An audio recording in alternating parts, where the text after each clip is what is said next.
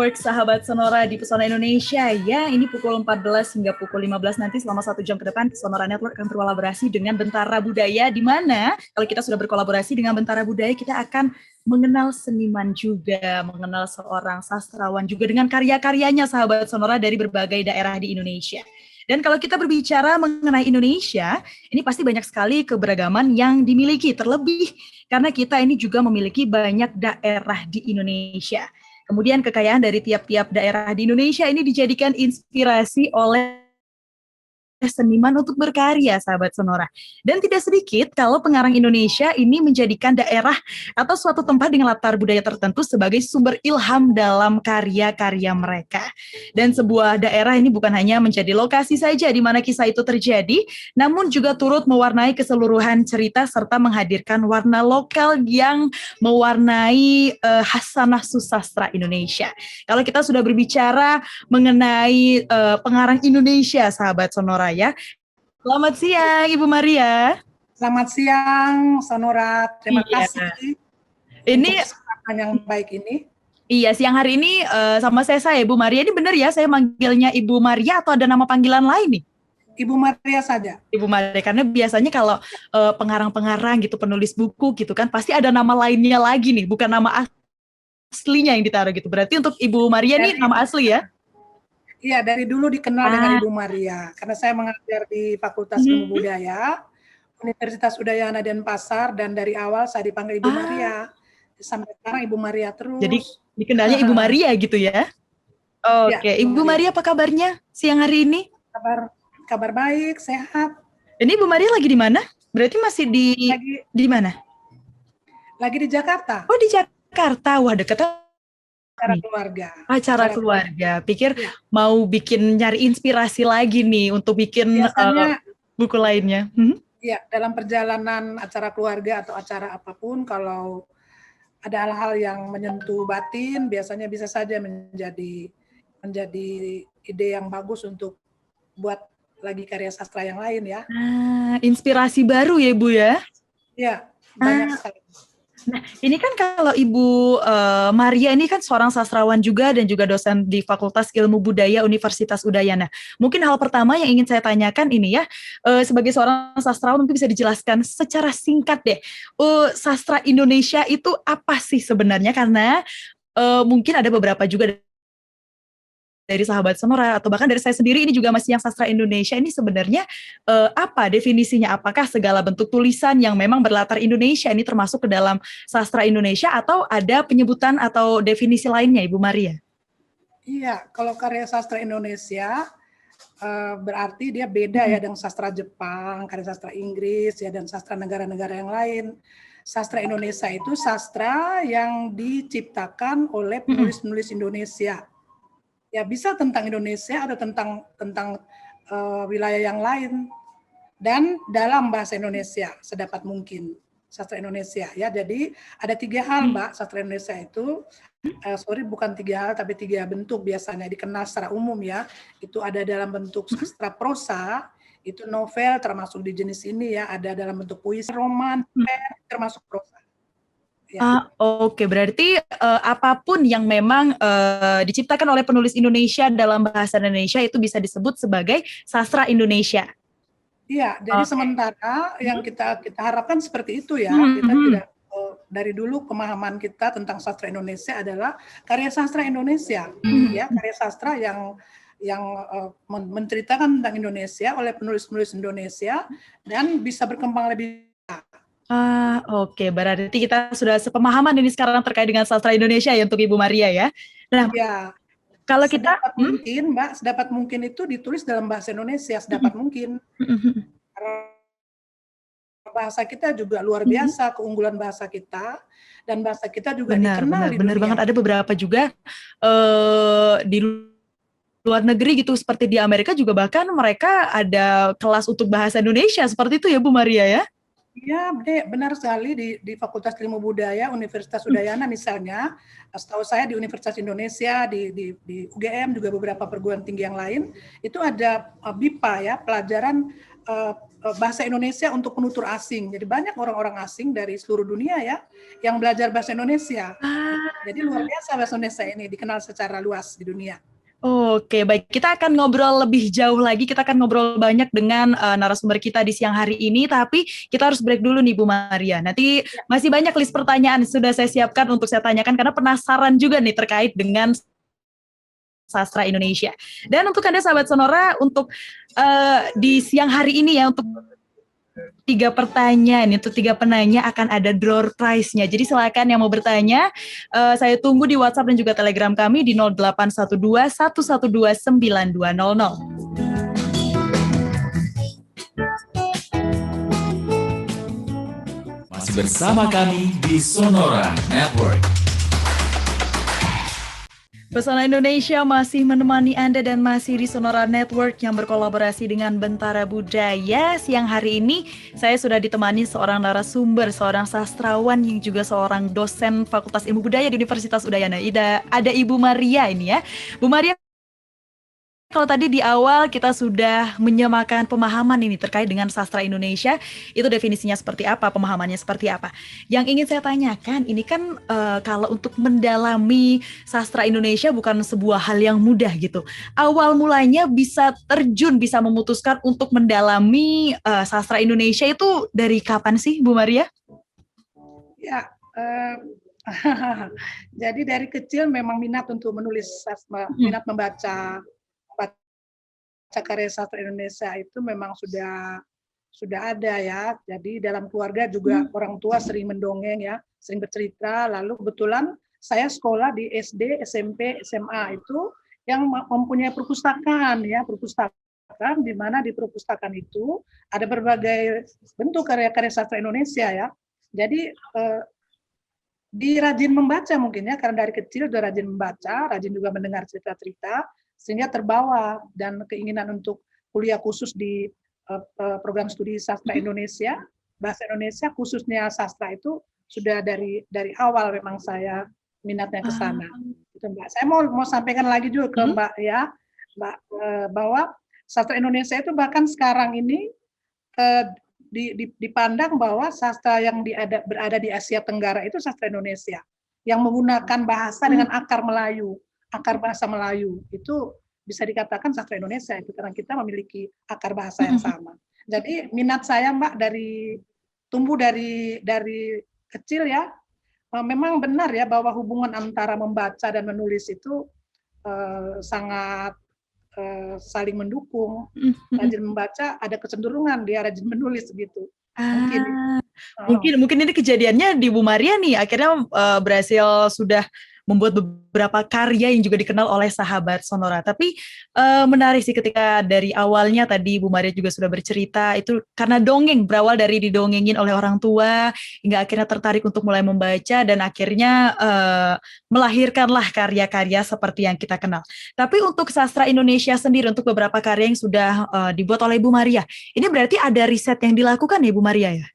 Iya, pasti. Jadi boleh dikatakan begini ya, tidak ada seorang pun penulis itu yang menulis di atas kekosongan gitu ya. Pasti ada riset ya, ada satu hal yang sangat menarik perhatian, kemudian berpikir untuk terlibat dengan persoalan itu dan menggunakan cara sastra untuk kreatif ya, untuk kreatif dan menuliskan apa yang menjadi apa yang dilihat dari sumber gagasan itu dan ditulis. Itu prosesnya. Tapi ya awalnya ini gimana? Apakah ada perbedaan nih dari riset yang dilakukan untuk sastra Indonesia dengan mungkin riset seperti jurnal ilmiah lainnya? Ada perbedaannya atau sebenarnya sama saja di tahap awal? Tahap awal sama, menurut saya ya. Entah menurut orang lain, tapi menurut saya tahap awal semua penelitian itu sama. Khususnya di ilmu humaniora ya. Kalau ilmu eksak saya kurang tahu lagi, tapi di ilmu humaniora itu tahap awalnya sama. Jadi misalnya saya melakukan riset tentang suara samudra ya. Suara samudra itu saya lakukan penelitian tentang tradisi penangkapan ikan paus di Lamalera. Ya. Jadi hasilnya itu bisa dua, Mbak. Bisa hasil penelitian dengan pertanggungjawaban akademis ilmiah bisa juga karya sastra yang tentu dengan estetikanya tersendiri itu Mbak. Jadi untuk penelitian untuk penulisan karya sastra dengan latar daerah itu, saya kira riset itu penting sekali. Dan saya yakin bahwa semua penulis itu ya, dia penulis sastra ya, sastrawan di Indonesia itu semua melakukan riset. Ada dalam lingkup yang kecil maupun lingkup yang lebih luas, dalam lingkup yang sederhana maupun yang lebih mendalam pasti dia lakukan riset. Oke. Ini kan tadi dijelaskan juga sama Bu Maria, berarti ada riset yang dilakukan di awal untuk akhirnya bisa membuat sebagai sastra Indonesia sebagai karya seperti Suara Samudra yang sudah dimiliki oleh Ibu Maria. Untuk porsinya itu seperti apa? Maksudnya seperti ini. Kan tadi ada hasil riset. Tapi kan sebuah buku ini memang harus bagaimana caranya kita mengolah kata-kata agar pembaca ini tertarik untuk membaca tulisan kita, meskipun itu dari riset seperti itu. Nah, bagaimana persenannya, ada berapa persen nih hasil riset yang dimasukkan ke dalam sebuah buku, dan berapa persen misalnya untuk kata-kata yang menarik pembaca untuk membaca buku itu, Bu Maria? Ya, kalau kita buat persentase itu ya tidak bisa kita katakan 10% untuk membuat karya sastra, 90% untuk karya ilmiah, tidak bisa. Karena bahan yang sama ya, bahan yang sama dengan metode yang berbeda seseorang itu menulis gitu ya. Saya dengan bahan yang sama menulis karya ilmiah ya. Dan dengan bahan yang sama juga membuat karya sastra. Nah, di karya sastra itu kan kita berdasarkan hasil riset itu, hasil riset sendiri itu boleh dikatakan semacam realitas pertama ya, realitas objektif yang kita temukan di lapangan. Ketika dibawa ke dalam karya ilmiah, dia harus tetap menjadi realitas objektif ya, dengan penjelasan-penjelasannya dan teori tertentu, lalu mendapatkan kesimpulan dan hasil tertentu. Nah, tapi di dalam karya sastra itu realitas pertama itu sudah berubah menjadi realitas kedua, realitas karya sastra yang dibuat oleh pengarangnya dengan pertanggungjawaban yang ketat tentu saja ya, untuk menghasilkan karya sastra yang bertanggung jawab begitu, Mbak. Untuk selama prosesnya dalam membuat sebuah karya sastra ini sedikit kesulitan nggak dari Bu Maria sendiri? Kan tadi ada hasil riset juga harus dimasukkan, juga menjadi sebuah pertanggungjawaban nih ketika sebuah karya sastra jadi itu ada tantangan tersendiri nggak? Atau mungkin tantangan seperti apa sih yang ditemukan oleh Bu Maria ketika membuat sebuah karya sastra? Iya, jadi kalau karya sastra itu kekuatan penulisnya itu sangat penting ya dalam mengeksplorasi data, kemudian membawa data itu ke dalam karya sastra. Karya sastra itu kan dia berpegang pada estetika sastra ya. Jadi kalau dalam penulisan novel misalnya itu ada 3 estetika yang penting diperhatikan. Itu alur cerita, karakter tokoh-tokoh yang membangun cerita itu, dan latar cerita, latarnya di mana. Nah, ketika kita menggunakan karya sastra, katakanlah Suara Samudra ya, itu latar daerahnya ada di Lamalera, ya di Pulau Lembata, di satu tempat yang namanya Lamalera yang ada benar-benar kampung kecil itu berada di tepi samudra, ya. Itu karakter orang Lamalera itu karakter laut ya. Dan mereka memang melakukan tradisi turun menurun untuk menikam ikan paus, ya, itu melakukan penangkapan ikan paus yang hasilnya itu dikonsumsi atau menjadi kesejahteraan masyarakat Lamalera gitu ya. Jadi tradisi seperti ini saya sebagai penulis tentu saja saya harus objektif melihat itu. Jadi misalnya kalau saja ada larangan untuk menangkap ikan paus ya di lautan manapun, itu tidak bisa berlaku begitu saja untuk Lamalera. Kalau Lamalera itu dihapus, dilarang menikam ikan paus atau dilarang menangkap ikan paus, itu sama saja dengan kita menghilangkan karakter orang Lamalera sendiri yang tradisi penangkapan ikan paus itu sudah berlangsung dari generasi ke generasi. Itu Mbak. Jadi hal-hal penting yang berkaitan dengan tradisi ikan paus itu yang saya garis bawahi. Ya, di prinsipnya itu apa yang kau lakukan di darat ya akan mendapat jawabannya di laut, itu prinsipnya. Jadi kalau di darat kita tidak bersih, nelayan itu tidak bersih, tidak bagus hubungan dalam rumah, dalam keluarga, itu dia akan mendapat masalah di laut.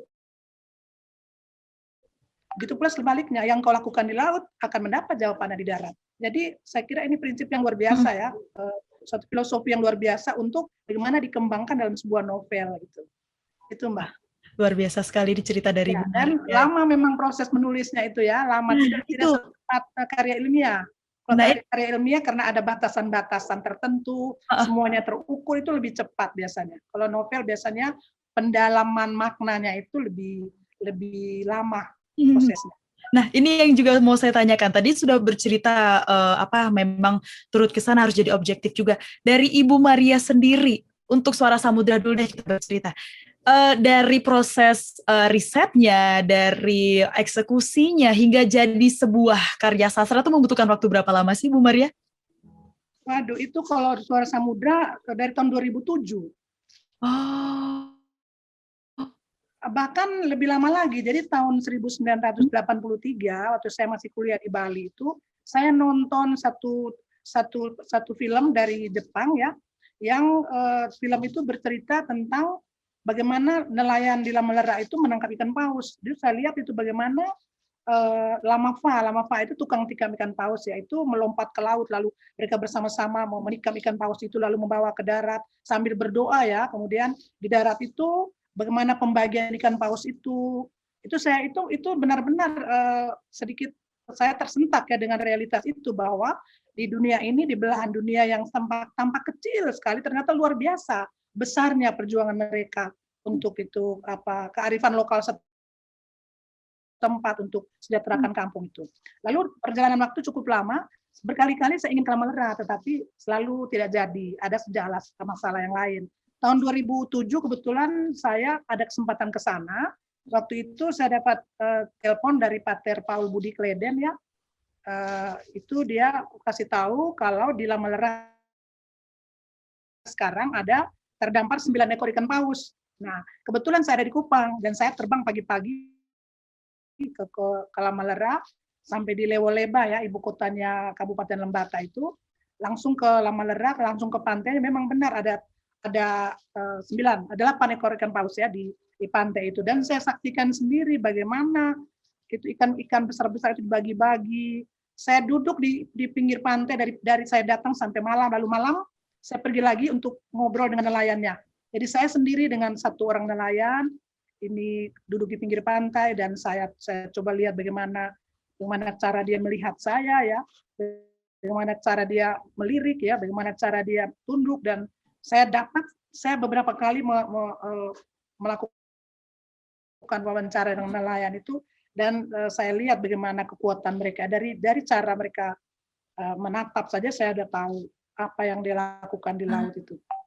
Luar biasa. Berarti ini adalah sebuah riset yang lumayan panjang juga, karena dari riset di awal melakukan wawancara, kemudian tadi juga bisa dikatakan berarti observasi partisipatif seperti itu ya Bu Maria ya, memang melihat langsung, terjun langsung seperti itu ya Bu Maria ya? Iya, jadi dasarnya kita harus baca dulu kan. Saya nonton dulu, kemudian saya baca buku-buku tentang tradisi penangkapan ikan paus di sana. Lalu banyak berbicara dengan teman-teman dari orang-orang dari Lamalera. Khususnya saya banyak bicara dengan Bona Beding ya. Bona Beding itu sebenarnya dia inspiratif sekali untuk saya ya waktu itu, dan saya merasa bahwa selain buku yang saya baca, hasil wawancara dengan beberapa orang dan persahabatan saya dengan Bona Beding itu, saya harus turun ke Lamalera. Dan di Lamalera waktu itu saya tinggal di rumahnya Bona Beding. Saya pergi dengan anak saya, kemudian pergi yang kedua ketika novel ini mau finishing, tahun 2016 saya pergi lagi untuk beberapa hari di sana. Untuk kebetulan juga saya ke sana itu ada ikan paus juga yang tertangkap, yang dibawa ke pinggir pantai itu ya. Jadi beruntung sekali bisa dapat dua-duanya. Menambah data juga jadinya ya Bu Maria ya? Menambah data ya. Ya.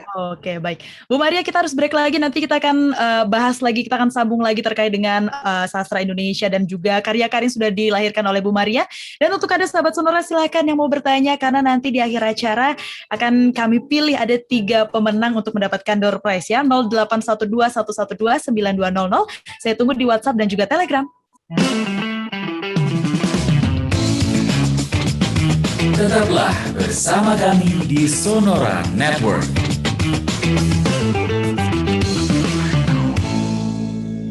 Pesona Indonesia, sahabat Sonora masih menemani Anda hingga pukul 15 nanti ya, untuk kita bisa ngobrol bareng nih langsung dengan narasumber kita di siang hari ini. Ada Ibu Maria Matildis Banda ini yang juga seorang sastrawan, juga seorang dosen yang juga sudah melahirkan sebuah karya. Tadi sudah disebut-sebut oleh Ibu Maria, ada Suara Samudra ini ya. Dan untuk Anda yang bertanya dengan pertanyaan menarik pastinya ini akan mendapatkan door prize. Nanti ada 3 novel yang dibagikan ya Ibu Maria ya? Ya, Ada 3 novel Suara Samudra ya? Iya, iya. Oke, tapi sebelum saya mau bertanya lagi nih, saya mau menyapa juga sahabat Sonora yang sudah bergabung di WhatsApp 081211292200. Ada dari Pak Rojali di Bogor. Ini katanya untuk Ibu Maria Matildis Banda, salam sehat, tetap semangat dan salam sukses. Jadi ingat karya sastra Mutiara di Tengah Sawah katanya gitu. Ini banyak yang bergabung juga, ini banyak juga yang bertanya. Mau langsung kita buka, mau langsung Ibu Maria jawab pertanyaannya atau mau pertanyaan dari saya aja nih Bu Maria? Dari Sonora saya silakan. Kalau Sonora mau beri kesempatan, saya ikuti saja. Oke, siap. Ini saya coba dari Pak Rojalin yang juga sekalian bertanya ternyata di bawahnya. Dari karya Ibu Maria seperti Pada Taman Bahagia dan Suara Samudra, ini Ibu Maria apa hubungannya sastra dengan kemanusiaan katanya? Bertanya dari Pak Rojali, silakan Bu Maria. Iya, jadi sastra dan kemanusiaan itu hubungannya boleh dibilang seperti keping uang ya. Jadi kalau kita ambil koin ya, koin katakanlah koin atau uang lembaran lah, lembaran 50.000 misalnya ya. Itu bagian belakang dan bagian depannya itu tidak bisa kita pisahkan, sastra dan kemanusiaan itu. Jadi saya ambil contoh ya, misalnya ada uang 50.000 ya, itu kan di depannya ada gambar Taman Nasional Komodo ya, lalu ada penari, kemudian ada juga di situ ada gambar Juanda Kartika Wijaya gitu ya, Juanda Kartawijaya gitu kan, ini uang 50.000 ya. Jadi tidak bisa kita lihat angkanya saja soal 50.000 itu, soal keping uang Indonesia ya. Itu tidak bisa lihat angka 50.000, tapi kita lihat di angka 50.000 ini ada nilai-nilai lain yang mau diungkapkan. Jadi tidak terpisah antara 50.000 dengan gambar-gambar yang muncul di nilai uang itu, maksud saya. Jadi sastra dan kemanusiaan itu ya dua hal yang tidak bisa dipisahkan gitu. Jawabannya adalah sastra dan kemanusiaan adalah dua hal yang tidak bisa dipisahkan. Jadi dia dua di dalam satu di dalam dua. Tidak bisa melihat satu aja, nggak bisa melihat di depan aja ya Bu Maria ya? Tidak bisa, harus dua-duanya dilihat ya. Karena pada prinsipnya sastra itu berbicara tentang kemanusiaan. Oke, baik. Itu tadi satu pertanyaan dari Pak Rojali, terima kasih ini sudah bergabung di WhatsApp. Kemudian ada juga yang bertanya nih, Bu Maria dari Teresia Huta Barat. Ini menyampaikan opini juga, ironisnya bila kita ingin mencari referensi dan literatur tentang budaya bangsa kita Indonesia, ini harus mencari ke Leiden Belanda atau Wuppertal Jerman ini ya. Adakah rekomendasi dari Ibu Maria nih akses lengkap untuk mencari dokumentasi budaya misalnya bahasa Melayu dan juga Batak? Iya, jadi memang ya cukup menyedihkan, tetapi sejarah berjalan seperti itu. Saya pernah sekitar 3 bulan sampai 4 bulan saya tinggal di Leiden itu, dan saya juga hampir setiap hari ke perpustakaan di Universitas Leiden. Itu memang data tentang Indonesia banyak sekali, naskah-naskah lama maupun naskah-naskah modern ya, maupun karya sastra modern, karya sastra lama juga begitu. Jadi mengenai naskah lama itu, jadi karya sastra itu saya mau sampaikan juga ya, Dek, bahwa sastra Indonesia itu selain karya sastra tertulis modern itu ya, novel, puisi, drama dan lain-lain, tapi juga sastra lisan, sastra yang lahir secara lisan.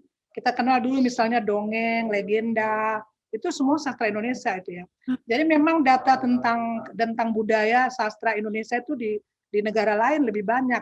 Jadi kalau saya susun, kita buka lembaran karya sastra itu, kita susun lembar per lembar keliling Indonesia ini penuh juga, sudah penuh di wilayah Indonesia daratan ini, masih ada yang ada di luar itu. Kaya raya kita Mbak, tentang kita sungguh-sungguh kaya, dan saya kira keunggulan kita di Indonesia adalah keunggulan karya sastra dan keunggulan budaya yang tidak ada saingannya. Jadi memang benar ya Ibu, siapa tadi namanya? Teresia Huta Barat. Ibu Tresia, memang saya kira untuk sebagai tanggung jawab kita ya ke depan, mudah-mudahan dengan dukungan pemerintah juga, saya kira pemerintah juga sudah cukup berjuang ya untuk menempatkan karya sastra di daerahnya sendiri. Itu di mana saja kita bisa mencari itu. Kita punya badan bahasa ya, ibu yang bertanya tadi. Ada badan bahasa itu salah satu rumah yang menyimpan banyak hal tentang sastra Indonesia, baik lisan maupun tertulis ya. Kita punya perpustakaan nasional ya, kita punya banyak perguruan tinggi yang juga ada perpustakaannya, yang ada Fakultas Sastra Ilmu Budaya, itu kita punya banyak sekali ya. Kemudian kita juga punya HB Yasin ya, Yayasan HB Yasin, yang mungkin sekarang juga kehidupannya agak berat karena butuh biaya yang banyak. Itu pusat dokumentasi sastra HB Yasin yang ada di Taman Mini itu. Mudah-mudahan masih ada itu, karena saya sudah cukup lama tidak ke sana. Ya, ada taman ada Dewan Kesenian Jakarta yang juga berupaya ya untuk menggali banyak data tentang mengadakan perlombaan maupun mengumpulkan banyak data tentang sastra Indonesia baik lisan maupun tertulis. Untuk mempertahankan sastra Indonesia ini tadi ya Bu Maria ya? Iya, jadi berkaitan dengan bagaimana Indonesia dikenal secara luas di dunia ini, itu karya sastra berperan besar. Gitu. Jadi mimpinya itu bagaimana caranya supaya semua karya sastra Indonesia baik lisan maupun tertulis yang ada dokumentasinya di luar negeri itu suatu saat kita bisa ambil kembali dan kita bisa tata itu di tempat yang tepat sehingga dokumentasi itu bisa dibaca atau bisa diriset oleh siapapun juga tentang Indonesia. Iya, karena agak aneh juga jadinya ini sastra Indonesia, kita orang Indonesia, tapi kesulitan nih mencari karya sastra Indonesia, justru harus ke Jerman, justru harus ke luar negeri yang bahkan koleksinya malah lebih komplit seperti itu ya Bu Maria ya? Saya kira mungkin ini tidak juga ya Mbak ya. Data-data tentang karya sastra itu orang di Indonesia sendiri cukup banyak. Banyak juga. Tapi mungkin banyak yang belum tahu juga di mana, seperti tadi yang sudah Ibu Maria jelaskan, ada di mana juga untuk melihat data-datanya juga, untuk mengenal karya sastra Indonesia lainnya. Kita lanjut lagi nih Bu Maria, banyak sekali nih yang bertanya, yang sudah ikut bertanya ya di WhatsApp Sonora. Ini ada satu pertanyaan lagi, ada dua pertanyaan. Dari Fahmi Nurul di Bandung ini ya. Pertanyaan yang pertama, kalau misalnya kita akan mengangkat sebuah latar budaya yang hampir punah di sebuah daerah, bagaimana cara kita agar bisa melakukan riset yang mendalam, sedangkan sumber datanya ini sangat terbatas. Apakah kita bisa sedikit merubah atau menambahkan latar budayanya atau seperti apa nih Bu Maria? Yang pertama dulu mungkin ya dijawab, nanti yang kedua akan saya ajukan lagi. Silakan dari Bu Maria.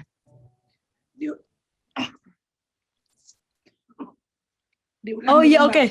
Pertanyaan dari Fahmi Nurul yang ada di Bandung. Ini ada dua pertanyaan. Yang pertanyaan pertama ini bertanya, ketika kita akan mengangkat sebuah latar budaya yang hampir punah di sebuah daerah, bagaimana cara kita agar bisa melakukan riset yang mendalam?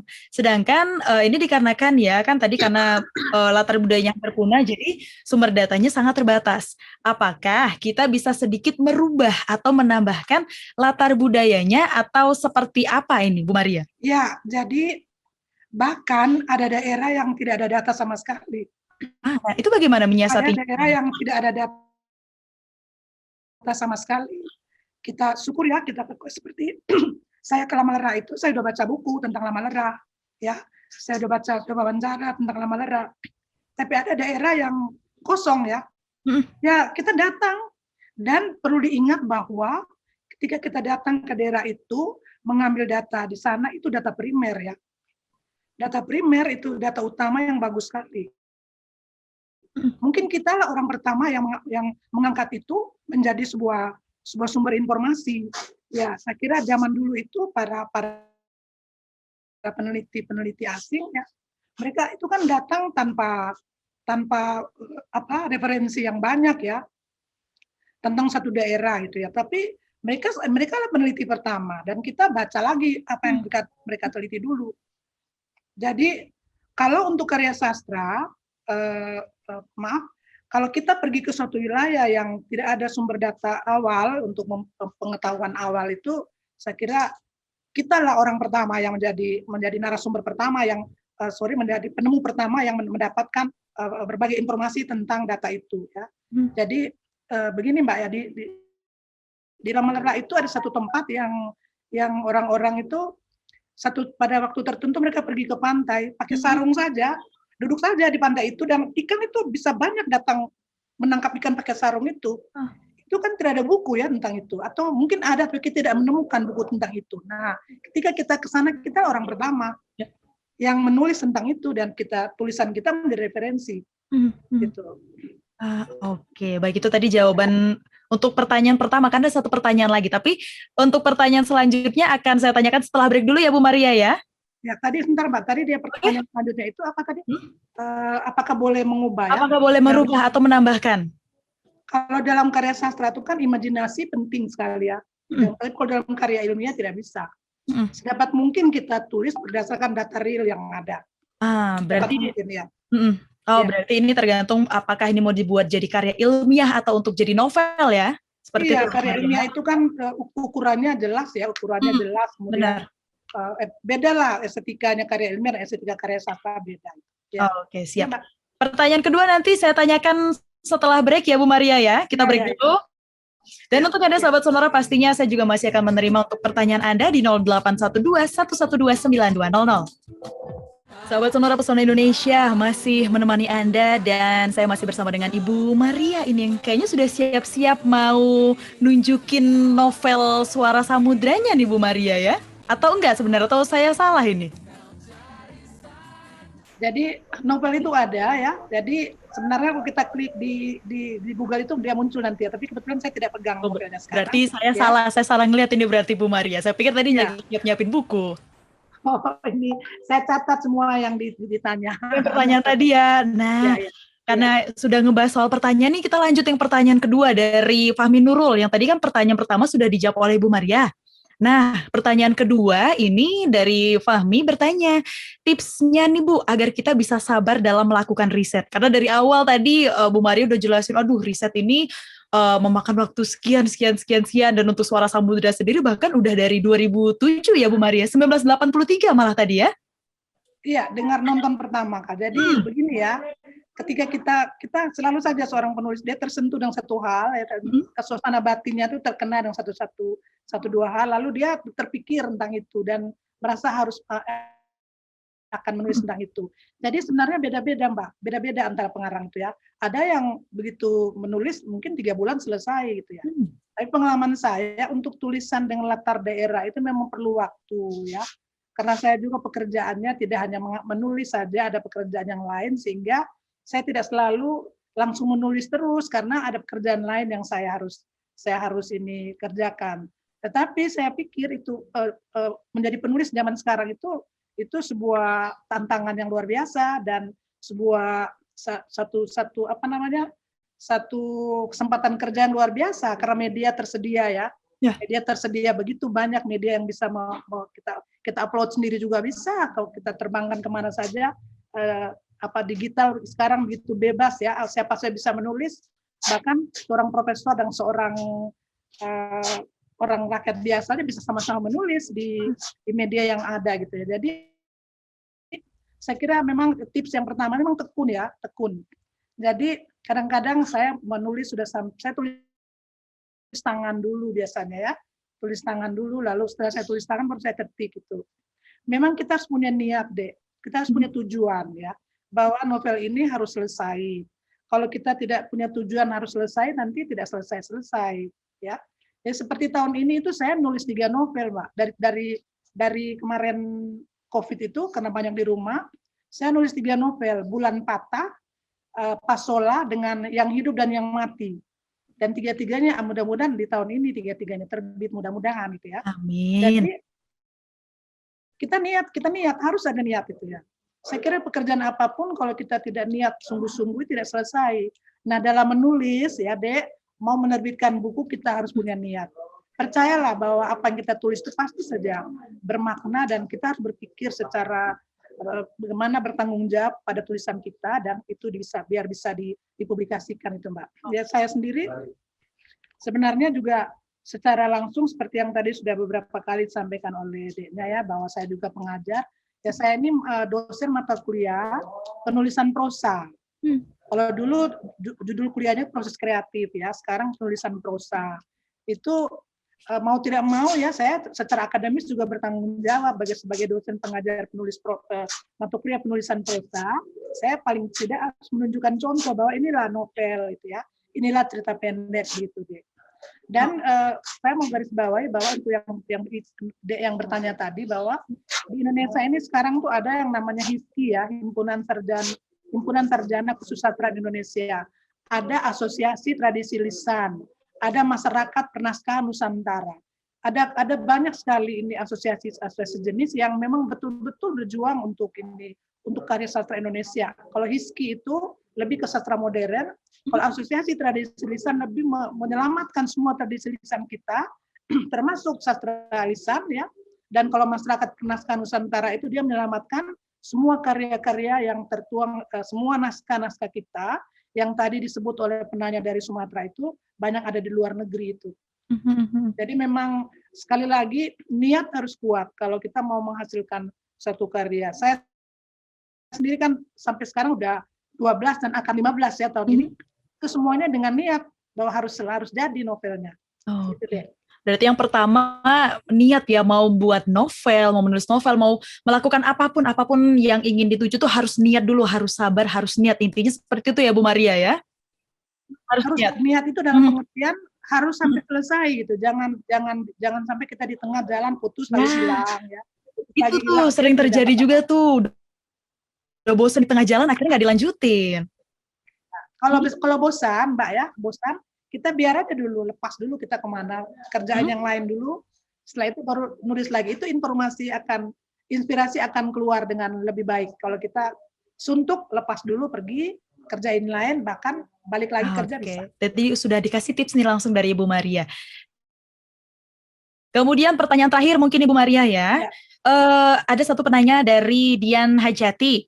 Ini dia mengatakan banyak dijumpai nih kalau sekarang siswa ini lebih mengerti bahasa asing, bahasa Inggris daripada bahasa Indonesia, dan hal ini membuat miris. Lalu bagaimana anak-anak ini tertarik akan karya sastra Indonesia yang saat ini pun menurut saya tidak dijumpai karya sastra Indonesia sebaik masa dulu. Silahkan Bu Maria, seperti apa nih?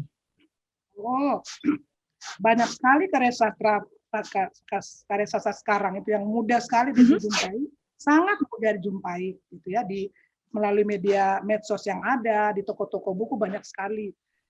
Kemudian kalau anak-anak sekarang cenderung bahasa Inggris itu ya itu juga satu realitas yang tidak bisa kita pungkiri ya, bahwa dunia berkembang. Katakanlah kita lewat Zoom sekarang ya, atau kita berhadapan dengan laptop ya, banyak istilah-istilah yang dalam bahasa asing. Itu ya memang kita harus bersahabat dengan itu. Dan setahu saya Badan Bahasa itu dia berusaha keras untuk melestarikan bahasa Indonesia, mencintai bahasa daerah, dan menguasai bahasa asing. Perlu menguasai bahasa asing itu ya. Perlu menguasai bahasa asing. Kita tidak dikuasai bahasa asing, tetapi kita menguasai bahasa asing supaya dengan penguasaan bahasa asing itu kita bisa membaca banyak hal di dunia ini gitu ya. Jadi kita harus bisa melihat secara positif, karena memang dunia yang terjadi sekarang ini kalau orang tidak dalam tanda petik itu tidak masuk ke dunia digital di mana itu Inggris semua di situ, itu kita mungkin kalah langkah. Masuk saja di situ, yang penting kita tidak terseret arus dan kita tetap bisa menghargai apa yang kita punya. Dan khusus untuk anak-anak sekarang lebih tertarik ke bahasa Inggris, itu fenomena itu ada. Tetapi saya masih percaya bahwa masih sangat nasionalis bangsa kita ini, sangat nasionalis, sehingga kalau ada kecenderungan seperti itu, ada banyak lembaga juga yang berupaya untuk menyikapi itu dengan bijaksana. Di Universitas Udayana misalnya ya, di Provinsi Bali itu memang riset tentang bahasa Bali itu luar biasa kuat ya. Perda tentang bahasa daerah, kemudian setiap bulan Februari itu ada namanya bulan bahasa Bali. Ada bulan bahasa Bali, dan itu menarik sekali di mana sedapat mungkin berbahasa Bali. Mungkin contoh ini bisa dipakai juga untuk masyarakat kita di Nusa Tenggara Timur atau di provinsi yang lain. Di Nusa Tenggara Timur bahasa daerahnya masih hidup cukup baik. Kemudian bahasa Indonesia juga hampir semua orang Nusa Tenggara Timur itu tinggal di pelosok manapun dia bisa berbahasa Indonesia. Kemudian bahasa asing tentu saja orang pelajari. Jadi apa namanya, Bali, untuk keuntungan Bali itu adalah satu bahasa Bali. Nah, kalau Nusa Tenggara Timur kan ada banyak bahasa daerah, ratusan bahasa daerah itu, sehingga sulit sekali untuk menggarisbawahi yang satu, tapi dia tumbuh. Ada yang akan hilang, itu realitasnya ya, tapi sekarang juga Badan Bahasa punya upaya-upaya untuk menyelamatkan itu, dan karya sastra juga bisa menyelamatkan bahasa daerah, bisa menyelamatkan bahasa Indonesia dengan dia menggunakan istilah-istilah khusus, menulis dalam bahasa Indonesia, dia juga menyelamatkan. Oke, baik. Itu tadi jawaban yang sangat baik sekali. Tapi ini kita harus milih dulu nih Bu Maria, 3 pemenangnya nih yang akan mendapatkan door prize dari Bu Maria. Sudah, tadi Bu Maria udah nyatat-nyatat juga ini kan siapa saja nih yang bertanya gitu kan? Iya. Nah, kalau dari Bu Maria siapa nih? Silakan mau dipilih 3 nih Bu Maria. Itu tadi yang dari Pak siapa tadi? Pak Rojali. Apa ya? Pak Rojali. Kemudian yang dari Medan tadi Ibu Teresia? Ya, Ibu siapa namanya? Tresia ya? Tresia Huta Barat ya. Ya, Tresia Huta Barat dengan D yang tadi barusan terakhir tadi. Oh, yang terakhir ini ya. Itu pertanyaannya menarik sekali tuh. Dia bagus pertanyaannya. Tiga-tiganya bagus ya pertanyaannya. Saya kira itu yang saya catat di sini. Oke, berarti untuk door prize ini selamat untuk Pak Rojali, juga ada untuk Teresia dan juga untuk Dian ya yang sudah berhasil akan mendapatkan buku, akan mendapatkan door prize ini langsung dari Bu Maria. Ada Suara Samudra, Bu Maria benar? Iya, nanti ada buku yang akan dikirim oleh Bentara Budaya. Oke, nanti ke 3 nama ini, dan mungkin bisa dicatat nomor saya itu 085 238 679 043. Oke. Ada buku lain nanti saya akan kirim, tapi yang door prize itu ada 3 ini. Oke, nanti juga dari tim Sonora juga akan mengakomodir lah untuk teman-teman yang tadi sudah beruntung. Ibu Maria, terima kasih atas waktunya. Ya, sama-sama. Selalu kami tunggu tiga buku lainnya ya yang akan rilis juga di tahun ini ya Bu Maria. Iya, mudah-mudahan kalau saya sudah luncurkan saya akan kontak Sonora. Siap, ditunggu Bu Maria. Terima kasih. Bisa diluncurkan di Sonora ya? Kenapa Bu Maria? Luncurkan buku di Sonora bisa. Waduh, coba nanti saya tanya, kayaknya seharusnya bisa deh Bu Maria. Baik, terima kasih Bu Maria. Selamat sore. Ya, selamat sore. Salam sehat. Salam sehat. Dan untuk Anda sahabat Sonora tetap bersama kami di Pesona Indonesia karena saya akan menemani Anda hingga pukul 16 nanti.